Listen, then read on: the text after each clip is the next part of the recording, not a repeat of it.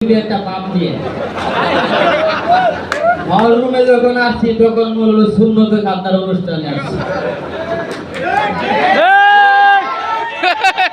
জাতীয় একটা প্রোগ্রামে হলটা ছিল খুব জাঁকজমক অবস্থা।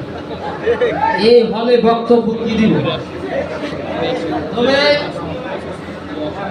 সঞ্চালকের বিচার ব্যবস্থাকে মেনে নিয়ে সংক্ষিপ্ত আকারে 2 মিনিটই কথা বলব। আমি প্রথম বলবো, আপনারা আজকে আমাদের কাছ থেকে বক্তব্য নিচ্ছেন, আমাদের উপরে আপনারা কোনো বক্তব্য চাপিয়ে দিয়ে না, আমাদের মতামতকে প্রাধান্য দিবেন এটাই প্রত্যাশা করছি।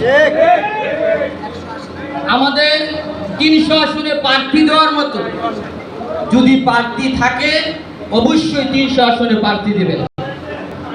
আমাদের এখনো মন্ত্রী এমপি হওয়ার যে যোগ্যতা আমি মনে করি অনেকেরই হয় নাই, তাই আমরা এককভাবে নির্বাচন করে আমাদের অভিজ্ঞতাকে কাজে লাগাতে চাই।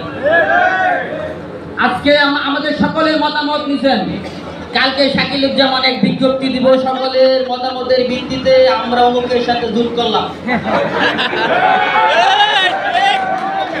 তাহলে আমাদেরকে এই টাকার কোনো প্রয়োজন ছিল? দয়া করে আপনাদের কাছে অনুরোধ, আমাদের সাথে এই সুদ প্রতারণাটুকু করবেন না।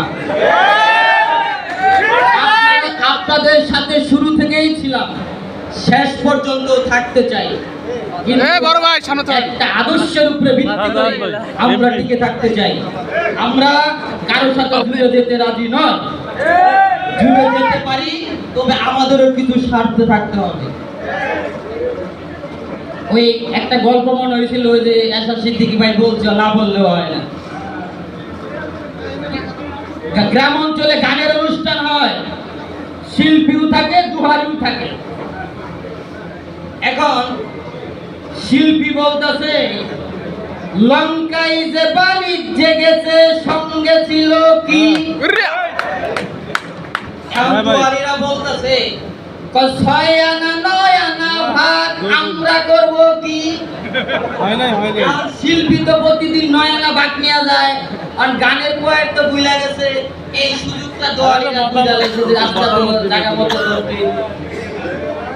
শিল্পী বলতেছে আজ হইতে বাঘ হইবে সমানে সমান, দুহারিরা বলতেছে ওই লঙ্কায় বাণিজ্য জেগেছে সঙ্গে নিছে রামের হনুমান। আমাদের সাথে যদি সমান সমান হয় আমরা আলহামদুলিল্লাহ মাইনে নিব। 6 আনা আর 9 আনায় কোনো জোট হতে পারে না।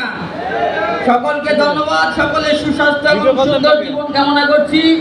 আগামীতে আমরা আপনাদের সাথে আবার পার্লামেন্টে দেখা হবে এই প্রত্যাশায় সকলের সুস্বাস্থ্য এবং সুন্দর জীবন কামনা করছি। ও 1 মিনিট, আমার আসনের কথাটা বলতেই হবে, শেষ করে গাজীপুরে অত্যন্ত গুরুত্বপূর্ণ একটি আসন। আমার আসনে বাংলাদেশের হেভিওয়েট বিএনপির 5 জন প্রার্থী রয়েছে, যেটা আমাদের নূর ভাই জানেন। এখন পর্যন্ত সে জায়গায় কোনো ক্যান্ডিডেট দেওয়া হয়। শেষ করেন ভাই। আমি মনে করি আমাদের গাজীপুর 1 আসনে আমাদের যাকেই মনোনয়ন দেওয়া হয় না কেন আমরা ভালো একটা অবস্থান করতে পারবো।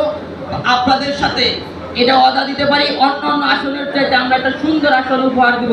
সকলকে ধন্যবাদ। আসসালামু আলাইকুম।